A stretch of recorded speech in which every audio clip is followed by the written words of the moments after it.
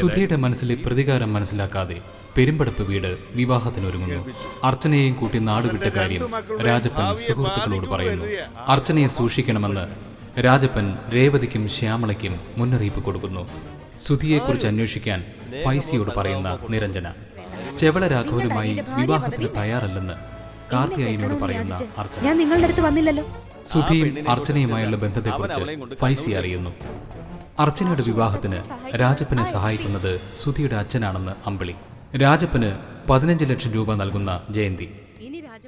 സുധിയുടെ മനസ്സറിയാൻ ഫൈസി ശ്രമിക്കുന്നു. വിവാഹ സാരിയും 25 പവന്റെ ആഭരണങ്ങളുമായി രാജപ്പൻ വീട്ടിലെത്തുന്നു. അർച്ചനയോടുള്ള സ്നേഹം മനസ്സിലൊതുക്കിയാണ് സുധി വിവാഹത്തിന് ഒരുങ്ങുന്നതെന്ന് മനസ്സിലാക്കുന്ന ശബരി. അർച്ചനയുടെ വിവാഹം കഴിഞ്ഞു എന്നറിയുന്ന നിരഞ്ജന സുധിയുമായുള്ള വിവാഹത്തിന് സമ്മതം മൂടുന്നു. താൻ ഗർഭിണിയാണെന്ന സംശയം അമ്പിളിയോട് പറയുന്ന അർച്ചന. രാത്രി മഴ തുടരുന്നു.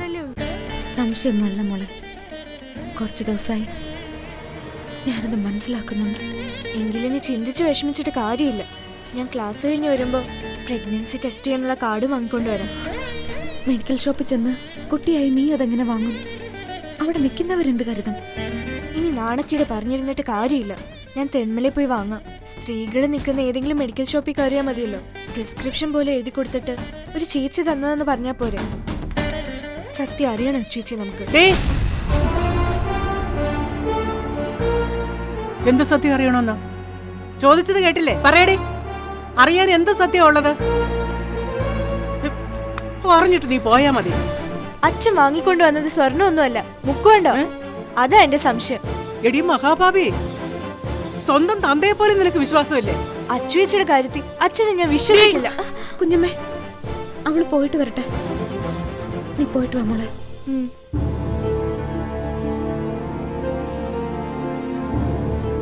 നീ ഇത് വിശ്വസിക്കല്ലേ മോളെ? നല്ലൊരു വീട്ടിലേക്കാ നിന്നെ പറഞ്ഞു വിടുന്നത്. നിന്നെ അവരെ അങ്ങനെ ചതിക്കില്ല. അവളൊരു സംശയം പറഞ്ഞതല്ലേ കുഞ്ഞമ്മ, ഇതാരോടും പറയണ്ട. എങ്കിലും അങ്ങനെ പറയാവോ? കല്യാണം വിളിക്കാൻ പോയിരിക്കുക ആ മനുഷ്യൻ. കെട്ടിച്ചു വിട്ട പെണ്ണ് വീട്ടിൽ വന്ന് നിന്ന മറ്റു 2 മക്കളുടെയും ഭാവി പോവില്ലേ? മുക്കുപണ്ട വിട്ടയച്ച ഒരച്ഛന്റെ മക്കളെ ചോദിച്ച് ആരെങ്കിലും വരുമോ? അവൾക്ക് അത്രയ്ക്കുള്ള പക്വതയല്ലേ ഉള്ളൂ. ഇനി വരട്ടെ, അവള് വെച്ചിട്ടുണ്ട് ഞാൻ. ഇതാ മോളെ നിന്റെ കല്യാണ കത്ത്.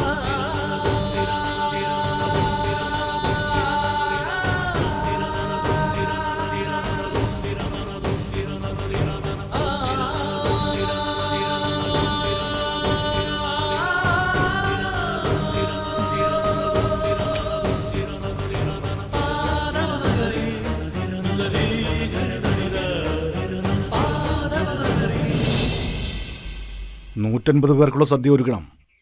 അപ്പൊ പിന്നെ ഈ നാടടക്കി രായപ്പൻ ക്ഷണിക്കുന്നില്ലയോ? ഇവിടെ ഒരു 50 വീട് മതിയാശാനെ. അതിൽ കൂടുതൽ പരിചയമൊന്നും എനിക്കില്ലല്ലോ. ഇങ്ങനെ ഒരു ചടങ്ങ് വരുമ്പോഴല്ലേ ആളുകളുമായി പരിചയമാവുന്നത്. പയ്യന്റെ കൂട്ടർ എത്ര പേര് വരും രായപ്പ? ഏറിയാൽ ഒരു 25 പേര്. അവൻ അവിടെ ഒരു ഹോട്ടലില് വലിയൊരു പാർട്ടി നടത്തുന്നു. അപ്പോ 200 പേർക്കുള്ള സദ്യ ഉണ്ടാക്കണം അല്ലേ വാച്ചറേ? അത് വേണം. അതൊക്കെ ഞാൻ നിങ്ങൾക്ക് വിട്ടുതിരിക്കുന്നു. പാചകക്കാരനെ നിങ്ങൾ ഏർപ്പാടാക്കണം. അത് ഞാൻ ഏറ്റു. നമുക്ക് മനോഹരനെ വിളിക്കാം. ആര്യങ്കാവിലെ 1 നമ്പർ പാചകക്കാരനാ. മനോഹരൻ ഭയങ്കര ബിസിയാ. ഡേറ്റ് ഉണ്ടോ നാശം വിളിച്ചു ചോദിക്കും. ഇത് കല്യാണ സീസൺ ഒന്നും അല്ലല്ലോ. ഒരു അഡ്വാൻസും കൊടുത്ത് ലിസ്റ്റിംഗ് വാങ്ങണം. പിന്നെ ഹാരത്തിന്റെ കാര്യവും ക്ഷേത്രത്തിൽ പന്തലിടുന്നതും വാച്ചറേറ്റോണം. അത് ഞാൻ ഏറ്റു. സദ്യ എങ്ങനെയാ? എത്ര കൂട്ടം പ്രഥമം വേണം? ഒരു കുറവും വരുത്തണ്ട. 3 കൂട്ടം ആയിക്കോട്ടെ. ഈ നാട്ടുകാർക്ക് ആദ്യമായിട്ട് ഞാനൊരു സദ്യ കൊടുക്കുന്നല്ലേ. കല്യാണം കൂടാൻ വരുന്നവരെ തൃപ്തിപ്പെടുത്താനേ അതേ ഉള്ളൂ മാർഗം. സദ്യ നന്നായാൽ കല്യാണം കെങ്കേമമായി. ആഭരണവും ഡ്രസ്സും ഒക്കെ എടുത്തു. ഇന്നും നാളെയും കൂടി വിളിച്ചു തീർക്കണം. എന്റെ കൂട്ടുകാരെയൊക്കെ അറിയിച്ചു കഴിഞ്ഞു. പെണ്ണെങ്ങനെ ഇടങ്ങേടായിട്ട് നിൽക്കുകയാണോ? ഒന്നും ഒരുങ്ങിയിട്ടുണ്ട്. ഇനി അവള് ചാടിപ്പോകത്തൊന്നുമില്ല. എങ്കിലും ഒരു കണ്ണുണ്ട്. ഈ നാട് വിട്ട് അത്ര എളുപ്പം പോകാൻ പറ്റത്തില്ലെന്ന് അവർക്ക് മനസ്സിലായിട്ടുണ്ട്. വാച്ചർക്ക് എന്തെങ്കിലും പരിപാടി ഉണ്ടോ? വാച്ചർക്ക് എന്താ പരിപാടിയുള്ളേ? മറ്റുള്ളവരുടെ പരിപാടി എന്നാ വാച്ചറുടെയും പണി. എന്നാ പിന്നെ എന്റെ കൂടെ എനിക്കിവിടെ എല്ലാ വീടുകളും തിട്ടൊന്നുമില്ല. അതിനെന്താ, ഞാൻ വരാം. എന്നാ പിന്നെ ഞങ്ങൾ നമുക്ക് പോവാം.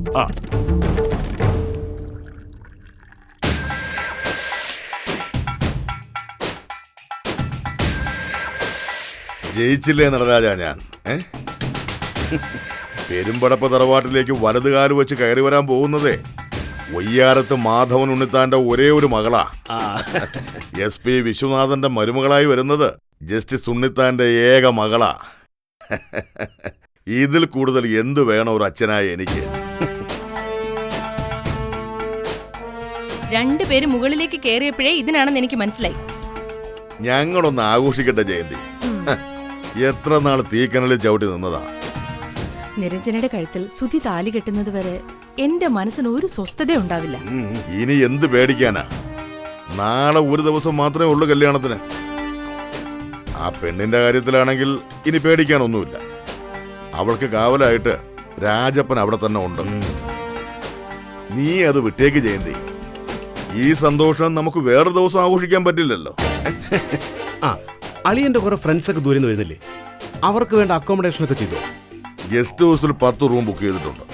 പിന്നെ ഏത് ഹോട്ടലിലും റൂം അവൈലബിളാ. അതിന്റെ കാര്യങ്ങളൊക്കെ ഹേമം ചെയ്തോളും. ഇതൊരു VIP കല്യാണമായിരിക്കും. ഉണ്ണിത്താൻ സാറിന്റെ ഭാഗത്ത് നിന്ന് ചീഫ് ജസ്റ്റിസ് വരെ വരുന്ന കേൾക്കുന്നത്.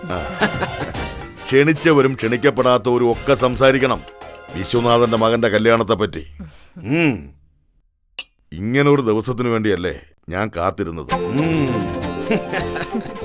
ആ വേദിയിൽ വെച്ച് നടത്തപ്പെടേണ്ടതാണോ ഒരു ലോറിക്കാരന്റെ മകളുമായിട്ട് എന്റെ മകന്റെ വിവാഹം? ജസ്റ്റിസ് മാധവൻ ഉണ്ണിത്താന്റെ സ്ഥാനത്ത് എനിക്ക് ചിന്തിക്കാൻ കഴിയുമോ രാജപ്പൻ എന്ന ലോറി ഡ്രൈവറെ? അവക്ക് വേണ്ടി നമുക്ക് ചെയ്യാൻ പറ്റുന്നതൊക്കെ ചെയ്തു. അങ്ങനെ ഒരു സമാധാനം ഉണ്ട് എനിക്ക്. ഞാൻ അങ്ങനെ ഒന്നും കരുതിയിട്ടില്ല. ഒരു പെണ്ണിന്റെ കല്യാണം നടത്തി സായുജ്യം അടയാനൊന്നും വിശ്വനാഥനെ കിട്ടില്ല. പണം കൊടുത്തു വാങ്ങിയതാ ഞാൻ എന്റെ മോന്റെ ജീവിതം. ആ തിരിച്ചറിവ് എനിക്കും രാജപ്പനും ഉണ്ട്. പിന്നെ ഗീത ഇതുവരെ ഇങ്ങോട്ട് കണ്ടില്ലല്ലോ ഏട്ടാ. കല്യാണ സാരി കാണാൻ പോലും വന്നില്ല. സ്കൂളിൽ 100 കൂട്ടം പരിപാടികളല്ലേ ജയന്തി, അവള് വരുന്നേ. ആ, ഇനി ഊണ് കഴിച്ചിട്ട് മതി സംസാരം. വന്നേ. നീ ചെല്ല്, ഞങ്ങൾ വരാം. ഒന്നുകൂടെ ഒഴുക്കി നടരാജ.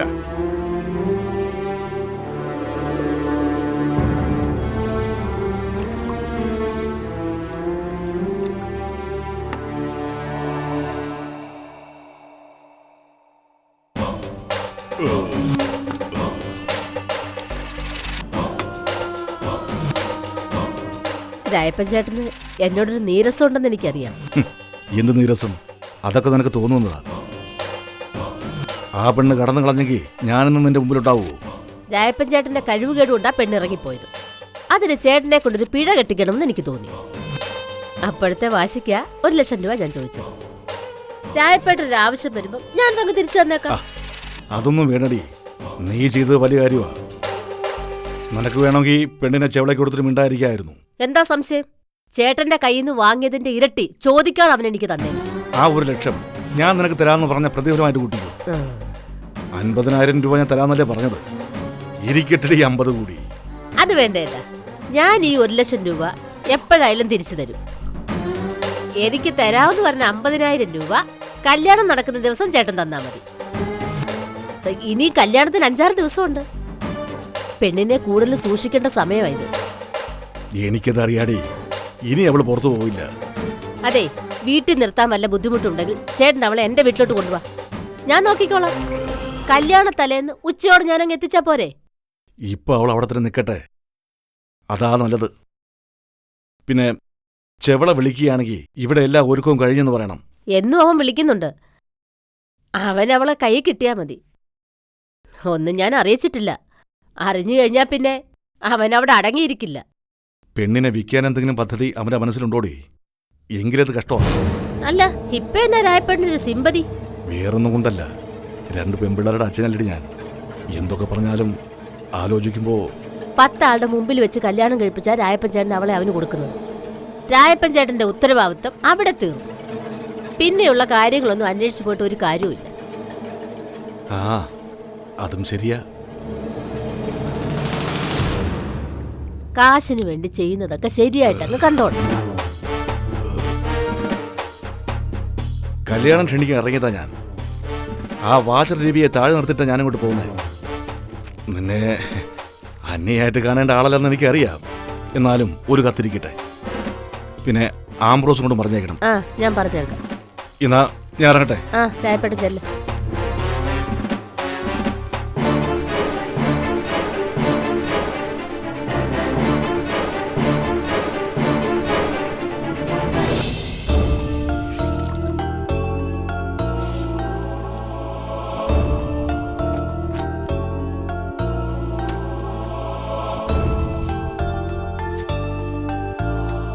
ഡേ അവിടെ വന്ന്.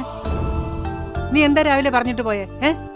നിന്നെ പോലൊരു പെങ്കൊച്ചു പറയാൻ കൊള്ളാവുന്ന കാര്യമാണോ? അർച്ചനയല്ലേ കുറ്റം പറയേണ്ട, നിന്നെയാ. നീ ഒരുത്തിയാ ഇല്ലാത്ത സംശയങ്ങളൊക്കെ അവിടെ മനസ്സിൽ കുത്തിവെക്കുന്നത്. ഞാനൊരു സംശയം പറഞ്ഞു, അത്രയല്ലേ ഉള്ളൂ. ഇതാണോ ഒരു സംശയം പറയേണ്ട കാര്യം? അന്ന് രാത്രി ഇവളെ ഈ വീട്ടിൽ നുന്തിത്തള്ളി വിട്ടത് നീയാ. ഈ കല്യാണം മുടക്കിട്ട് നിനക്കുള്ള നേട്ടം എന്താടി? ഇവക്ക് വേറെ ആര് വരുമെന്നാ നീ സ്വപ്നം കാണുന്നത്? എന്റെ മുമ്പിൽ നിന്ന് പൊക്കോ. നിന്റെ ഈ സംശയം രേവതിയോടെ എങ്ങാനും പറഞ്ഞ എന്നിട്ട് നോക്കി ഞാൻ പിടിച്ചെടുക്കും. പറഞ്ഞേക്കാം, കേറിപ്പോ.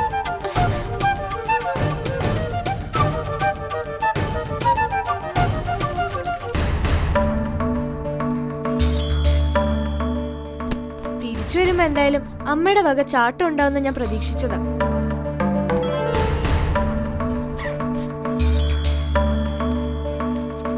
ചേച്ചി, ഞാനിത് വാങ്ങാൻ കുറച്ച് ബുദ്ധിമുട്ടി. തെന്മല വരെ പോയി. അവിടെ ഹോസ്പിറ്റലിന്റെ അടുത്തുള്ള മെഡിക്കൽ ഷോപ്പിൽ നിന്നാ വാങ്ങിയത്. സ്ത്രീകൾ നിൽക്കുന്ന ഷോപ്പൊന്നും കണ്ടില്ല. എടുത്തു തന്ന ആള് കുറെ ചോദ്യങ്ങൾ ചോദിച്ച് ബുദ്ധിമുട്ടിച്ചു.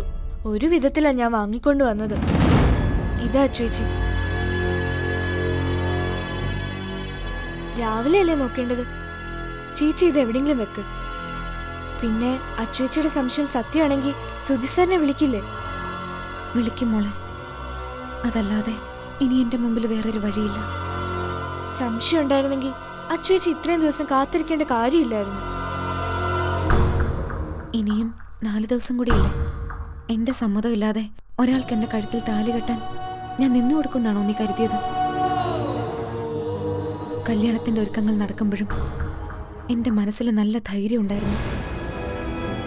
എന്റെ സമ്മതം ഇല്ലാതെ മറ്റൊരാൾക്ക് പിടിച്ചു കൊടുക്കാൻ ഞാനൊരു വളർത്തു മൃഗമൊന്നുമല്ല. ഇനി ഞാൻ പ്രതികരിക്കും മോളെ. എന്റെ സംശയങ്ങളൊക്കെ വെറുതെ ആണെങ്കിലും ചിറ്റപ്പനോട് ഞാൻ പറയും എനിക്ക് ഈ കല്യാണത്തിന് സമ്മതമല്ലാന്ന്. അത് കേട്ടിട്ടും ചിറ്റപ്പൻ പിന്മാറിയില്ലെങ്കിൽ പിന്നെ ഞാൻ ചെയ്യാൻ പോകുന്ന എന്താണെന്നറിയാമോ മോക്ക്?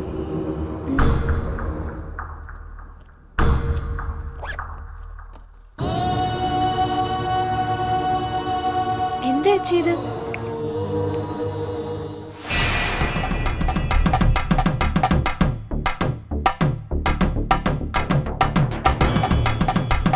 അന്ന് കണ്ണൂരിൽ നിന്നും മടങ്ങി വരുന്ന വഴിക്ക് സുധി എന്റെ കഴുത്തിൽ കെട്ടിയ താലി അയച്ചു.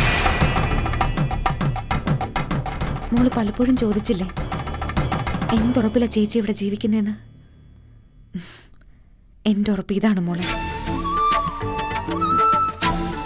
ഒരു പെണ്ണിന് ജീവിതകാലം മുഴുവൻ കിട്ടുന്ന ഉറപ്പ്. ഇത് കയ്യിലുണ്ടെങ്കിൽ അവൾക്ക് ഏത് അഗ്നിപരീക്ഷയും നേരിടാനാവും. ഒരിക്കൽ വിവാഹം കഴിഞ്ഞ എന്നെ മറ്റൊരാൾക്ക് വിവാഹം ചെയ്തു കൊടുക്കാൻ ആർക്ക് കഴിയും? ചേച്ചി ഈ വിവരം അച്ഛനോട് പറയണം. അതിനി സമയമുണ്ട്. ആദ്യം എന്നെ ഭയപ്പെടുത്തുന്ന സംശയം സത്യമാണോന്നറിയണം. എങ്കിൽ എനിക്ക് സുധിയെ വിവരം അറിയിച്ചേ പറ്റൂ. അല്ലെങ്കിൽ ഈ താലി കഴുത്തിലിട്ട് ഞാൻ ചിറ്റപ്പന്റെ മുമ്പിൽ ചെയ്യും. ചിറ്റപ്പന്റെ മുന്നിലൂടെ ഞാൻ ഇറങ്ങിപ്പോവുകയും ചെയ്യും. ഇനി അധിക നാള് അച്ചുവേച്ചി ഈ വീട്ടിലുണ്ടാവില്ല മോളെ. ഇറങ്ങിപ്പോകുന്നത് തനിച്ചാണെങ്കിൽ സുധിയെ തേടി ഞാൻ പോവില്ല. നിങ്ങളൊരു കര പറ്റുന്നത് വരെ ആരുടെയും കണ്ണിൽപ്പെടാതെ ജീവിക്കും. എനിക്കറിയാം ഒരു ജീവിതകാലം മുഴുവനും സുധി എനിക്ക് വേണ്ടി കാത്തിരിക്കുമെന്ന്.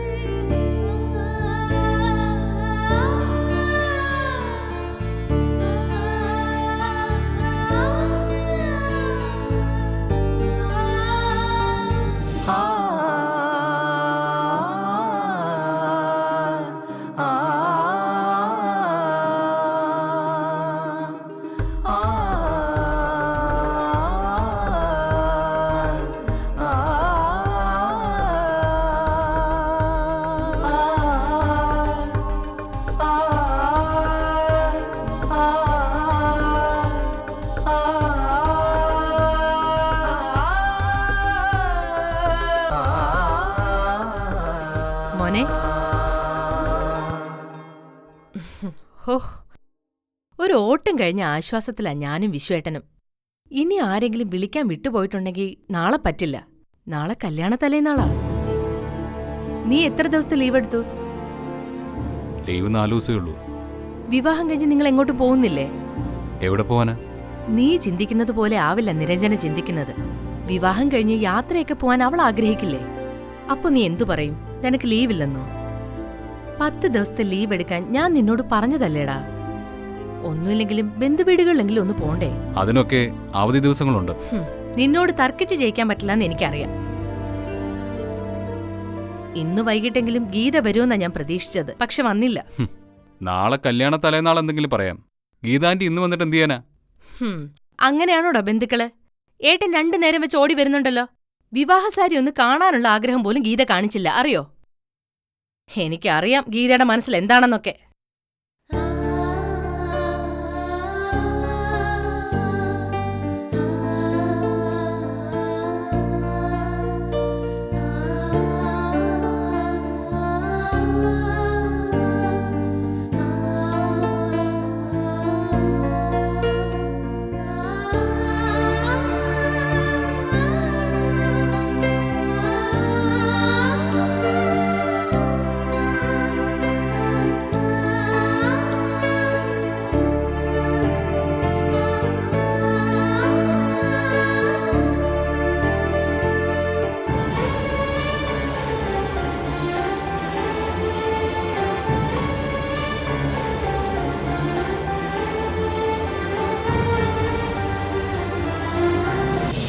മതി മതി, ട്രെയിനിന്റെ സമയം നോക്കി റെയിൽവേ സ്റ്റേഷനിലേക്ക് വണ്ടി വിട്ടാ മതി. ആ, മേനോൻ സാറിന് മസ്കറ്റ് ഹോട്ടലിൽ തന്നെ റൂം ബുക്ക് ചെയ്യണം. മേനോൻ സാറിനെ പിക്ക് ചെയ്യാൻ എയർപോർട്ടിലേക്ക് ഹേമൻ തന്നെ പോണം. ആ, എന്നാ ശരി, ഹേമൻ വച്ചോ. അവൻ വന്നില്ലേ? ആ, വന്നു. ഭക്ഷണമൊന്നും കഴിക്കാൻ നിന്നില്ല. പുറത്തുനിന്ന് കഴിച്ചു പറഞ്ഞ് കയറിപ്പോയി. ഇപ്പോഴോ മദ്യപിക്കാറുണ്ടോ? ഞാൻ മുറിയിൽ പോയിരുന്നു. അതിന്റെ ലക്ഷണമൊന്നും കണ്ടില്ല. വെറുതെ ചിന്തിച്ചിരിക്കുക. ഇന്നൂടെ അല്ലേ അവന് ചിന്തിക്കാൻ പറ്റൂ. നാളെ ഇവിടെ തിരക്കാവും. പിറ്റേന്ന് മുതൽ മുറിയിൽ ഒരു പെണ്ണും ഉണ്ടാവും. നമ്മൾ ഉദ്ദേശിച്ച കരയ്ക്ക് വന്ന് അടുക്കുമെന്ന് എനിക്കൊരു പ്രതീക്ഷയില്ലായിരുന്നു. എല്ലാത്തിനും സഹായിച്ചത് ആ പെണ്ണാ. അവളല്ല, രാജപ്പൻ. അവരൊരു ഫ്രോഡാണെന്നാ ഞാൻ ആദ്യം കരുതിയത്. ചോദിക്കുന്ന കാശെടുത്ത് കൊടുക്കുമ്പോഴും കാര്യങ്ങൾ അവന്റെ കയ്യിൽ നിൽക്കില്ല എന്നൊരു ഉൾപ്പേടി എനിക്കുണ്ടായിരുന്നു. വിശ്വേട്ടന്റെ ഭീഷണി അങ്ങനെ ആയിരുന്നില്ലേ? അതൊക്കെ എവിടെ വില പോവാനാ ജയന്തി? അവൻ അവന്റെ പെൺമക്കളെ കുറിച്ച് ഉൾക്കണ്ടയുണ്ട്. അതായിരുന്നു നമ്മുടെ തുറുപ്പ് ചീട്ട്. നാളത്തെ ഒരു പകലുകൂടി ഒന്ന് കഴിഞ്ഞു കിട്ടിയാ മതിയായിരുന്നു. നിനക്കിപ്പോഴും ടെൻഷനാണല്ലേ? എങ്ങനെ ടെൻഷൻ ആവാതിരിക്കും? അതെ, വിശ്വേട്ടൻ ആ രാജപ്പനെ ഒന്ന് വിളിച്ചേ. നാളെ പകലും രാത്രിയും വീട് വിട്ട് ഇറങ്ങരുതെന്ന് അയാളോടൊന്ന് പറയാം.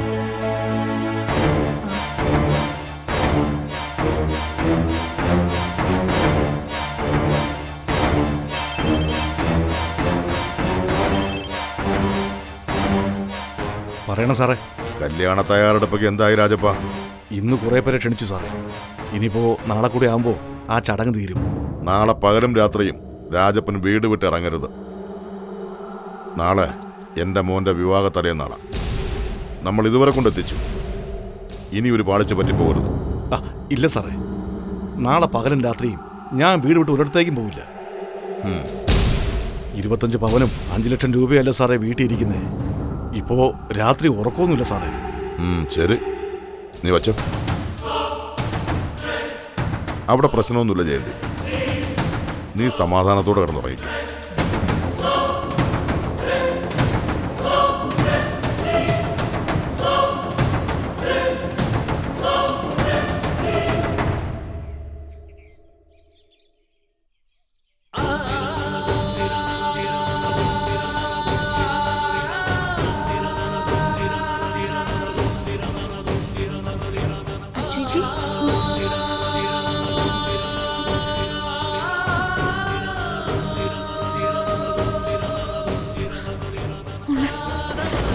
ചേച്ചി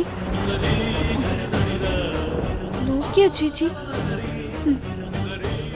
എന്നിട്ട് പറ ചേച്ചി. അത് സത്യമോളെ. ഈശ്വര,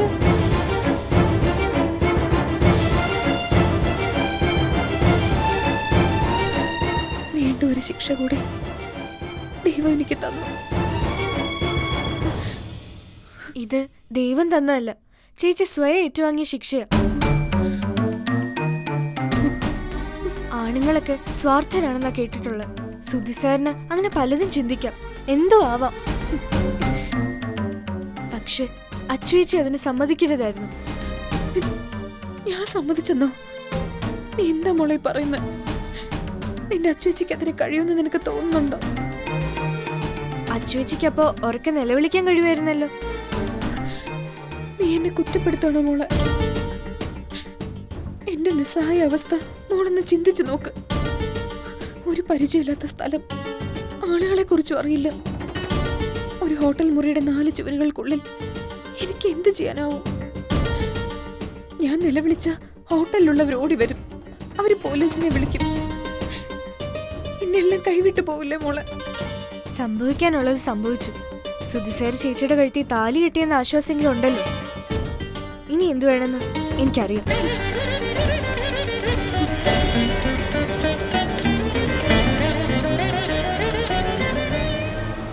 വേണം. ഈശ്വരന്റെ മുമ്പിലാണ് നമ്മളിപ്പോൾ നിൽക്കുന്നത്. ഈശ്വരൻ മാത്രമാണ് സാക്ഷി.